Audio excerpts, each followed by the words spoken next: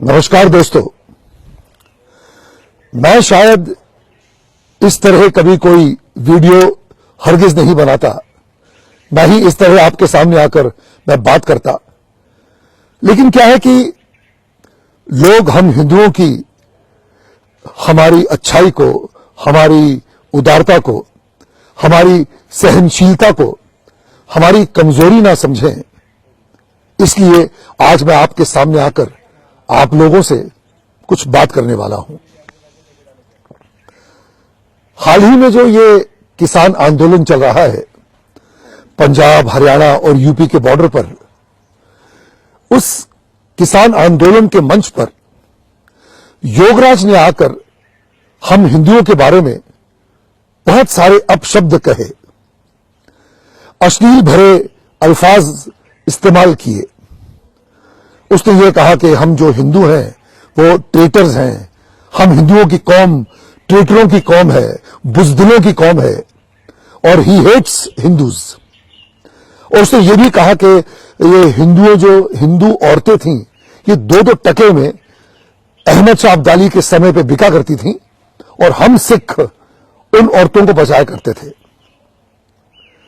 तो सबसे पहले तो मैं ये बात करना चाहता हूं कि किसान आंदोलन में ये हिंदू और सिखों के बीच ये दरार डालने का जहर ये कहां से आया।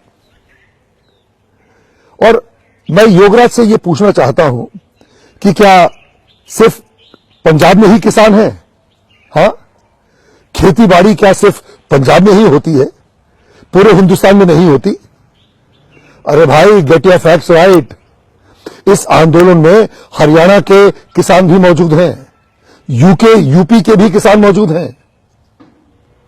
और सबसे बड़ी बात यह है कि जो हम बचपन से हम सुनते आए हैं कि हमारे देश में जय किसान जय जवान का नारा लगता है।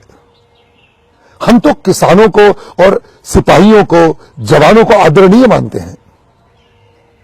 तो मैं तो अपनी सरकार से ये गुजारिश करूंगा कि भाई, ये जो किसान आंदोलन चल रहा है, आप किसानों की मांगों को सुनिए और जल्द से जल्द कोई निर्णय लीजिए।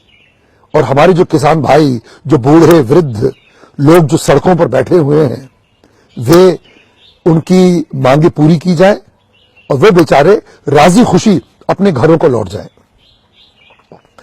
अब मैं आता हूं जो योगराज सिंह ने कहा है। तो mister Yograj, first please get your facts right, get your history right.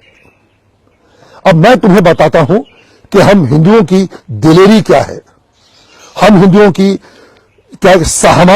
का साहस क्या है, हम हिंदू कितने बहादुर थे, और अपने देश पर मर मिटने का जो जज्बा जो हम हिंदुओं में है, इसके बारे में मैं आपको कुछ ज्ञान बांटना चाहता हूं। हमारे सिख धर्म में श्री गुरु गोविंद सिंह जी महाराज ने जब अपना खालसा पंथ शुरू किया था और उन्होंने 5 पहले प्राणियों से उनका बलिदान मांगा था, कहा था कि भाई, कौन अपने देश पर हमारे धर्म के लिए अपने प्राणों की आहुति देने को तैयार है, वो 5 शख्स सबसे पहले आगे आए। तो जो सबसे पहला बंदा खड़ा होकर आगे आया था, उसका नाम था भाई दयाराम। वो लाहौर से था, वो कोई और नहीं, वो हिंदू था। उसने सबसे पहले अपने प्राणों का त्याग करने के लिए वो गुरु गोविंद सिंह जी की एक आवाज पर खड़ा हुआ, और वो पहला पंज प्यारा बना।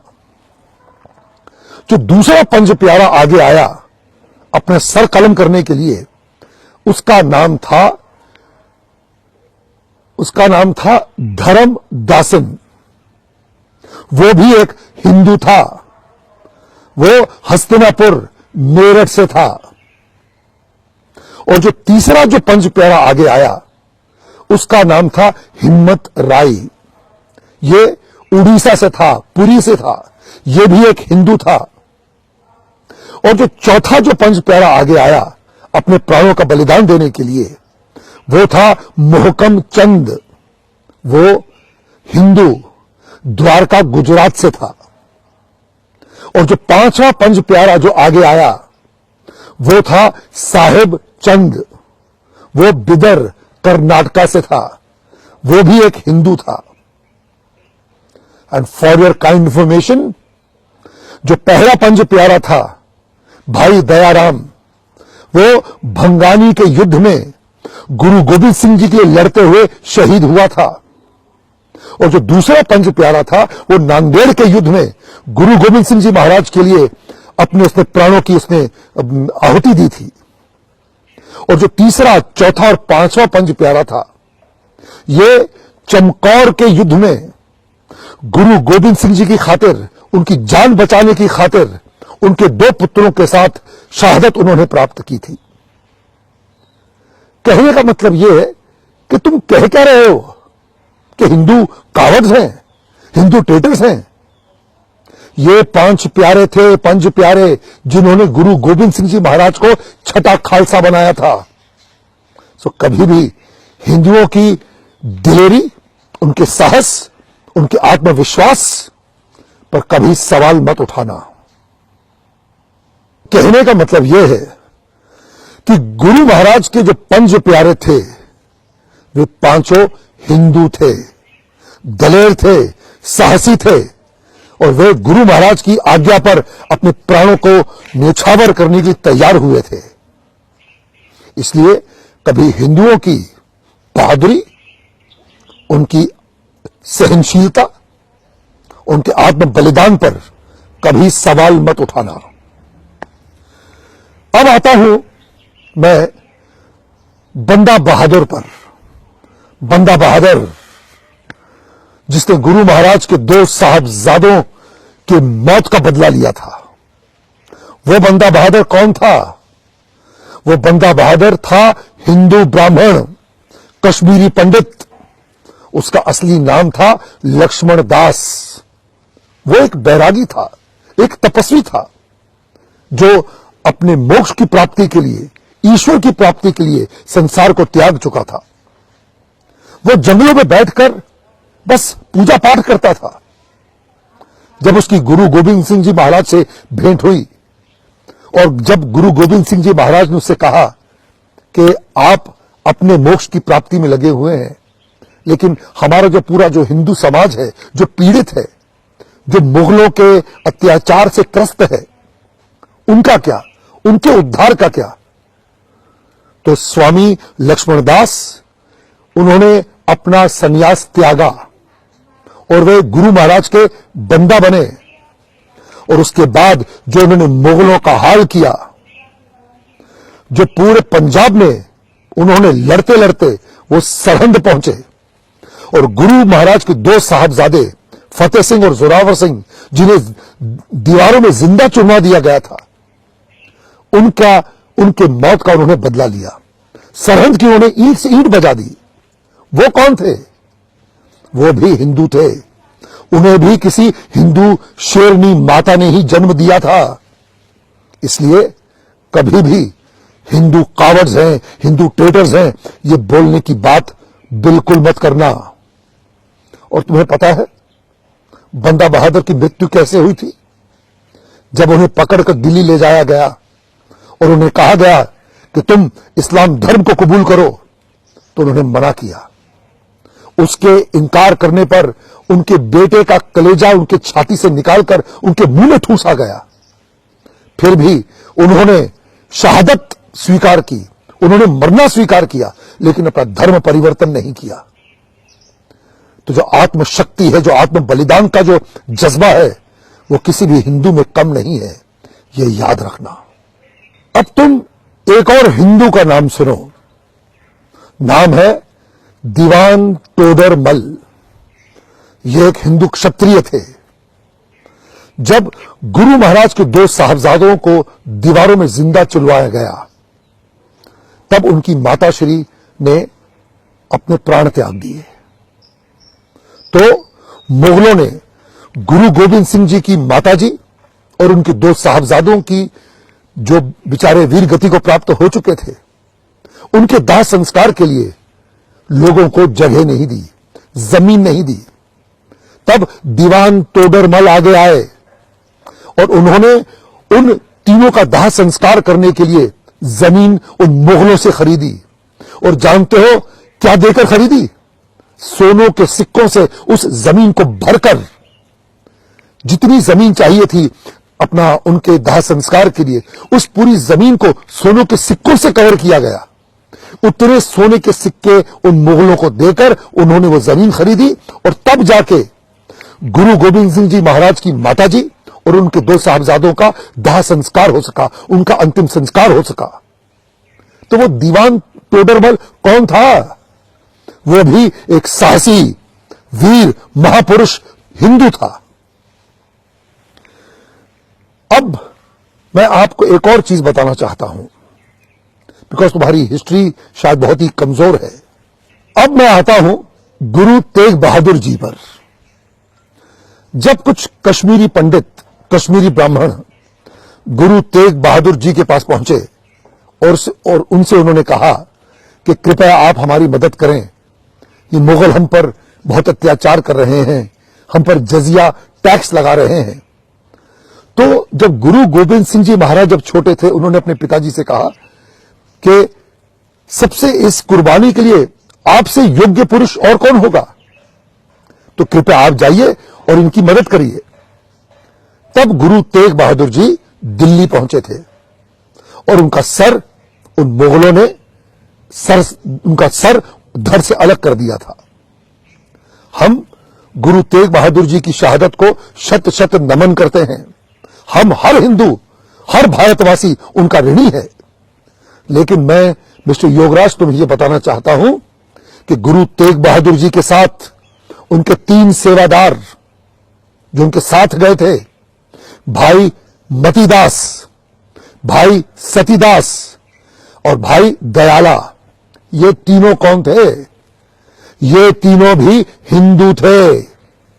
भाई मतीदास और भाई सतीदास हिंदू ब्राह्मण थे और भाई दयाला हिंदू क्षत्रिय थे। और गुरु तेग बहादुर जी की शहादत से पहले, उनका सर कलम करने से पहले ये तीनों शहीद हुए थे। भाई मतीदास जी को उनकी जो बॉडी थी आरे से 2 भागों में काटी गई थी, उनको जिंदा काटा गया था। भाई सतीदास जी को रुई में लपेटकर तेल में डुबोकर जिंदा जलाया गया था और भाई दयाला को उबलते पानी में डालकर उन्हें उबालकर जिंदा मारा गया। तो इनकी शहादत, इनकी जिंदादिली, इनका साहस, इनका पुरुषत्व, इनका पौरुष, उस पर सवाल कभी मत उठाना। ये ऐसे बहादुर थे। आप सोचो, क्या वो सिंघनिया, वो माता हुई, जो वीर माता थी जिन्होंने ऐसे वीर महापुरुषों को जन्म दिया। तो कभी भी हमारी हिंदू माताओं को गाली मत देना। किसी हिंदू औरत को गाली देने का मतलब है कि तुम उन 5 प्यारों की माताओं को गाली दे रहे, उनकी माताओं को तुम गाली दे रहे हो। तुम दीवान टोडरमल की मां को गाली दे रहे हो।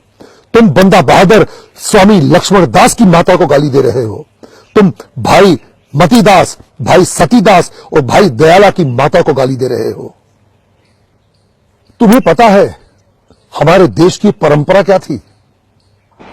हमारे देश की परंपरा यह थी कि हर हिंदू घर का बड़ा बेटा सिख बनाया जाता था।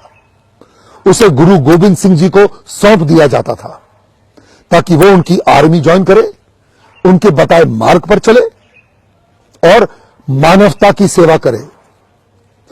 गुरु गोविंद सिंह जी महाराज की आर्मी में तकरीबन आधा 50% हिंदू शामिल थे। तो तुम ये क्या कहते हो कि हिंदू जो है बुजदिल हैं, हिंदू ट्रेटर्स हैं, हिंदू जो है ये हिंदुओं की जो कौम है ये बुजदिलों की कौम है। ये बात तुम्हारे दिमाग में कहां से आई? हाँ, अरे गुरु नानक जी से पहले आप तो जितने हमारे जितने गुरु हैं, गुरु नानक देव, अंगद देव, अर्जुन जी, ये अपना गुरु गोविंद राय थे, ये सारे हिंदू ही तो थे। सिख धर्म से पहले जितने भी थे लोग वे सारे हिंदू थे। इसका मतलब तुम्हारे पूर्वज भी तो हिंदू थे। तो अपनी मां बहनों को गाली दे रहे हो? हाँ, तुम्हें पता है श्री गुरु ग्रंथ साहिब में हजारों बार भगवान राम का नाम लिया गया है, भगवान श्री कृष्ण का नाम लिया गया है। गुरु गोविंद सिंह जी महाराज देवी माता के उपासक थे, दुर्गा माता की पूजा करते थे। उन्होंने नैना देवी में शमशीर हासिल की थी। उन्होंने चंडी दी वार लिखी है, वे चंडी माता का पाठ किया करते थे। गुरु गोविंद सिंह जी महाराज का नारा था, दे शिवा वर मोहे एहे, शुभ कर्मन तो कबहू ना तरो। तो ये क्या मतलब है इसका कि हे शिवा मुझे ऐसा वर दे कि मैं शुभ कर्म से कभी पीछे ना हटूं। तो जो देश शिवा कौन था, वो हर हर महादेव की बात कर रहे हैं। तो आप जो क्या ये डिवाइड डालना चाहते हो, ये क्या हिंदू और सिखों के बीच आप ये दरार डालने की कोशिश कर रहे हो? हाँ, जवाब दो। अब मैं तुम्हें हमारी सिख हिस्ट्री में जो ब्राह्मण वॉरियर्स हुए हैं, जो ब्राह्मण योद्धा हुए हैं, उनके कुछ नाम गिनाना चाहता हूं। एक नाम है खालसा पंथ के जो जनरल हुए हैं, जो खालसा पंथ के जो वीर योद्धा जो जनरल थे, उनका नाम था पंडित सिंघा सिंह पुरोहित। दूसरा नाम है पंडित कृपा दत्त जी, ब्राह्मण थे, दत्त। हाथ में भाला, पीठ पे फरसा और कमर कस में शमशीर, ये था उनका जलवा। और तीसरा एक और नाम है पंडित कीरत जी। ये जो सारे मैं नाम ले रहा हूं, ये सिख योद्धा हुए हैं, ये गुरु महाराज की आर्मी की उनकी फौज में थे। और एक मैं पंडित बाबा परागा दास जी का नाम लेना चाहता हूं। बाबा परागा दास जी ये 100 वर्ष के ऊपर के थे और ऐसे ज्वलंत योद्धा थे कि लोग उन्हें भीष्म पितामह मानते थे अपनी आर्मी का। इसलिए कभी भी हिंदुओं के शौर्य पर, उनके साहस पर, उनकी दिलेरी पर, उनकी बहादुरी पर सवाल मत उठाना, समझे?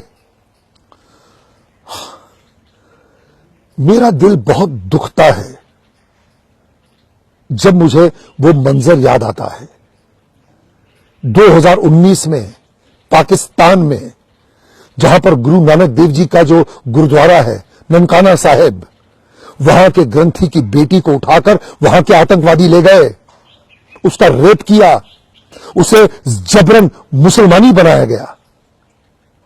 अरे आवाज उठानी है तो उसके खिलाफ उठाओ, चलो उसके खिलाफ आवाज उठाओ।